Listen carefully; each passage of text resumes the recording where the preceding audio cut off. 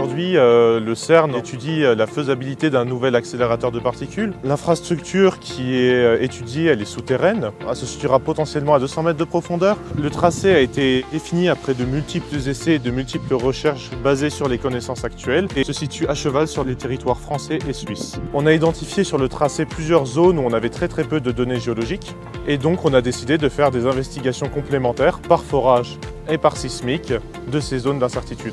Avant les investigations, il y a un état des lieux environnemental qui a été fait. Il a été considéré dans l'emplacement de la plateforme, dans le choix du lieu, dans le choix des méthodes et il a abouti aussi à des mesures environnementales qui sont mises en œuvre tout au long du chantier. En plus des mesures environnementales, il y a aussi tout ce qui est relatif aux impacts locaux qui a été considéré, ce pour les agriculteurs ou pour les exploitants.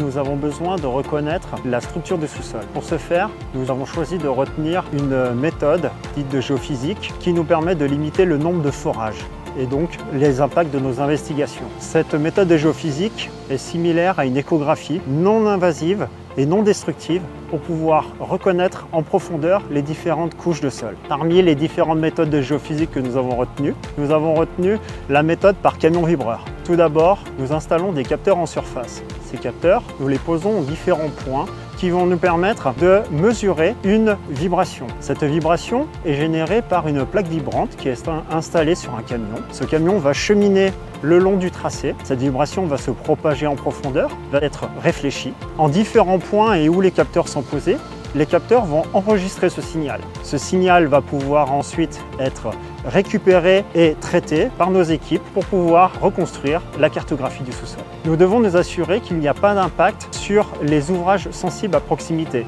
On peut penser notamment au réseau, aux bâtiments existants. Donc nous avons prévu d'installer des capteurs de vibration. Ces capteurs de vibration vont pouvoir mesurer donc les vibrations et les fréquences associées à ces vibrations. Et par l'analyse en continu de ces données, nous allons pouvoir nous assurer qu'il n'y a pas d'impact sur les ouvrages existants. Nous privilégions les investigations de nuit pour limiter les impacts sur la circulation. Bien sûr, à proximité du camion vibreur, on pourra ressentir des vibrations et être éventuellement gêné par des nuisances sonores. Mais aussi bien ces vibrations que ces nuisances sonores restent de faible amplitude et de courte durée. La structure du sous-sol, obtenue à partir des méthodes de géophysique, doit être affinée avec un vrai prélèvement de matière. Pour ce faire, nous prélevons un échantillon grâce à des forages profonds réalisés entre 100 et 400 mètres de profondeur. Cet échantillon de sol que nous allons ressortir s'appelle une carotte.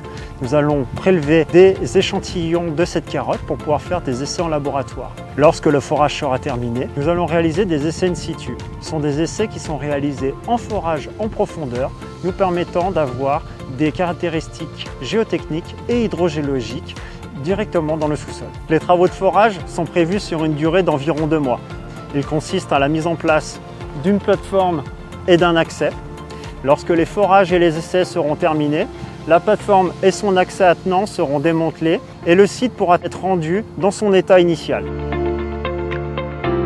Pendant toute la durée du forage, des précautions sont prises à chaque étape pour éviter la mise en relation des nappes et préserver l'environnement souterrain. Lors du creusement, un tubage est installé pour isoler le forage des milieux environnants. Ce tubage permet de garantir également la stabilité des parois. Lors de la remise en état, le trou de forage est scellé avec des matériaux qui sont imperméables, ce qui empêche toute circulation d'eau au travers du forage. Les résultats obtenus à partir de ces forages et de ces investigations géophysiques, permettent de créer un modèle géologique.